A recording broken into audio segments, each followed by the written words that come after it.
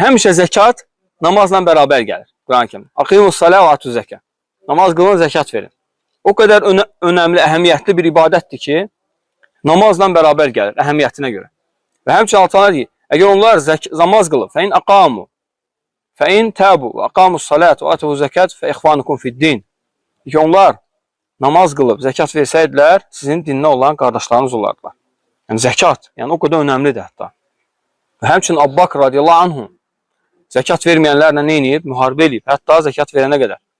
Və Peyğəmbər sallallahu aleyhi ve sellem başqa hədisdə deyir ki, Umirtu an uqatilən nəs həttə yəşhədu ən la ilahe illallah və anni rasulullah və yuqimus salətə və yu'tuz zəkə. Deyir ki, mən əmr olundum insanlarla döyüşməyə, onlar şəhadət gəlməsini qəbul edib, namaz qılıb zəkat verənə qədər. Deməli, nə qədər ki, namaz qılıb zəkat vermirlər, hətta nə etmək lazımdır? Onlarla döyüşmək lazımdır ki, yəni, təbii ki, bu, yəni, biz yox, yəni, bu dövlət səviyyəsində aparılan bir işdir, yəni. Yəni, biz onu eləyə bilmərik. Ona görə Əbu Bakr radiyallahu anhu ümmətin, yəni, nəyə olub? Rəhbəri olub. Əmir əl-Mömin olub həmin vaxtı. Ona görə, yəni, zəkatın dində yeri çox böyükdür, əzəmətlidir.